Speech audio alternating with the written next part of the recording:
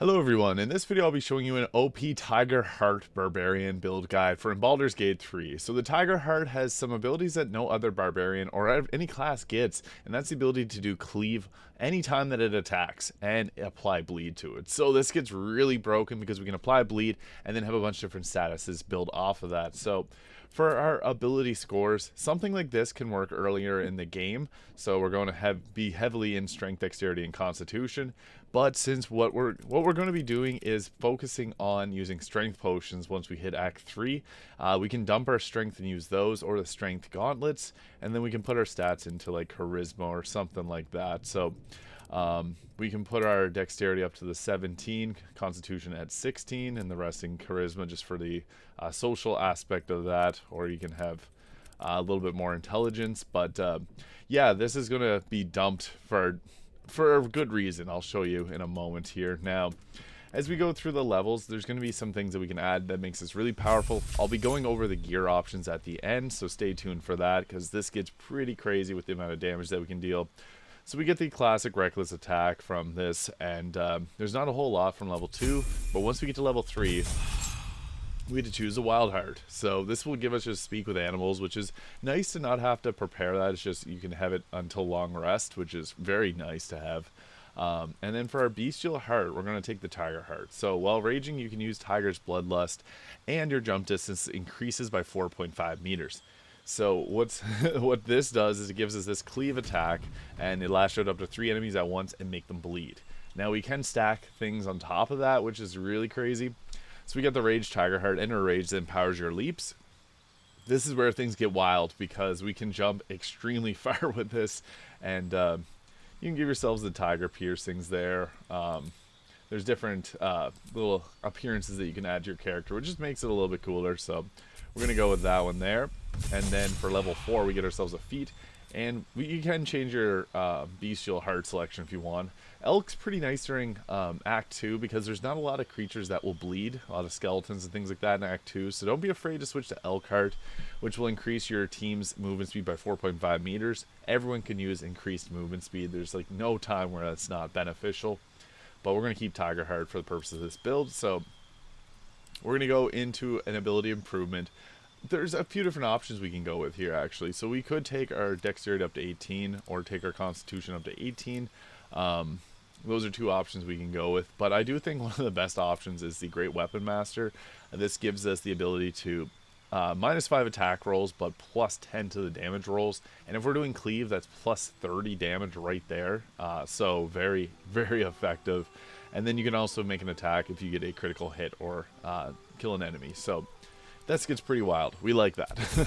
Great Weapon Master, especially with something like the Baldur and Greatsword, which will add from your strength modifier. This build gets quite powerful. So level 5, we get the increased extra attack and increased movement speed. So we're not wearing heavy armor, we're wearing medium here, which gives us that increased 3 meters. Movement speed is everything for the Barbarian. Once you get to Act 3, you can get the ability to fly as an Illithid, so that's another option that you can go with. Just for to use some movement speed, you can jump and use that. Now for our animal aspect, this is where it makes the build interesting. So, aspect of the beast tiger. You add an additional strength modifier to attack rolls. So we're going to take the strength potions, gives us plus 8. Add that to the attack rolls, which offsets Great Weapon Master's -5. So we're still getting more accuracy there. And that's against bleeding or poisoned foes and gain proficiency in survival. So we're going to set up bleed, and then we're never missing again. There's also the Wolverine. So when you attack a bleeding or poised target, you also maim them for 1 turn, which makes them unable to move. What's nice about that is you can go up, cast cleave twice, and set up aspect of the Wolverine. They can't move, so then you can run back out of range, and then have your sorcerers or wizards drop fireball and take them out. There's other good ones that'll work with other builds, but I think Tiger and Wolverine work really well here.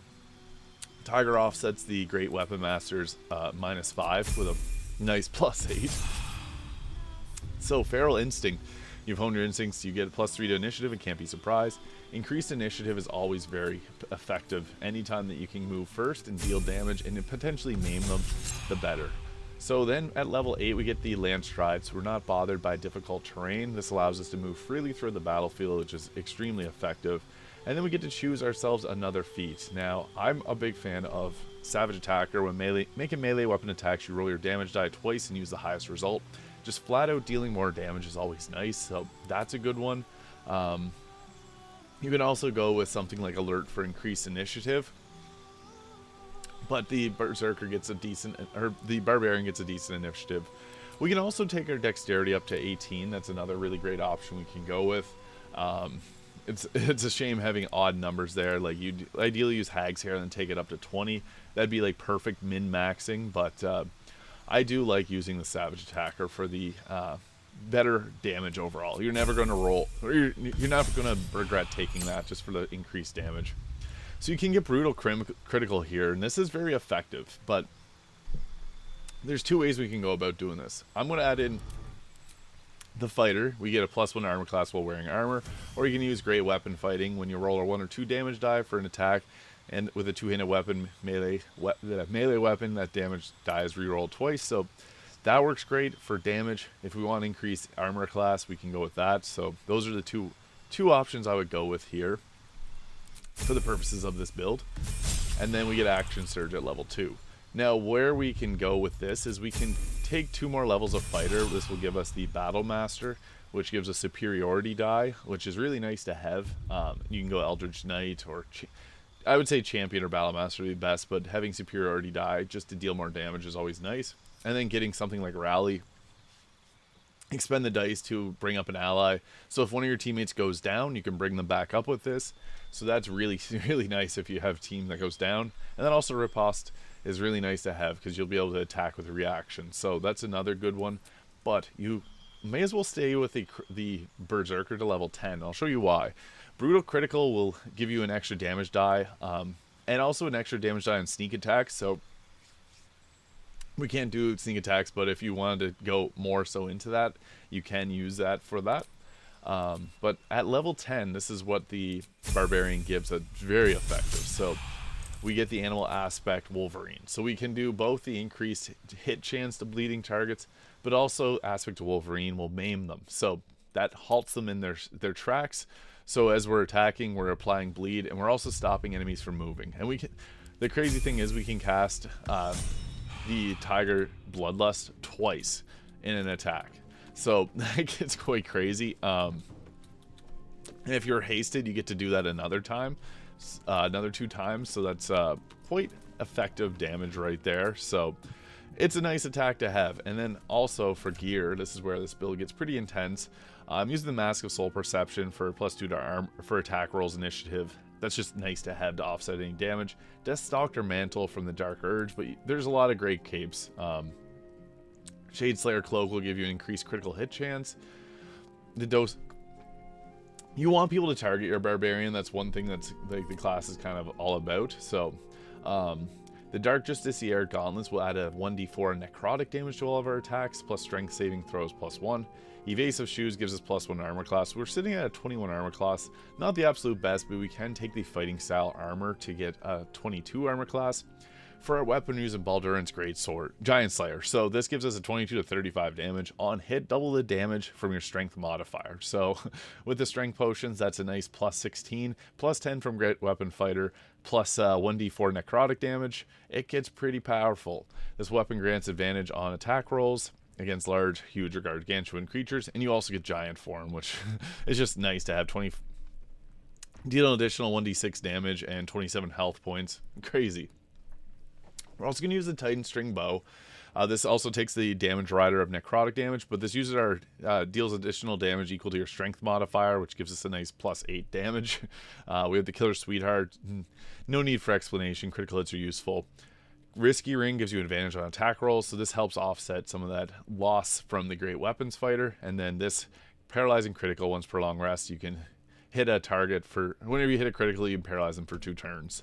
But also we can throw on the Amulet of Greater Health. That'll give us 159 health, which is quite powerful.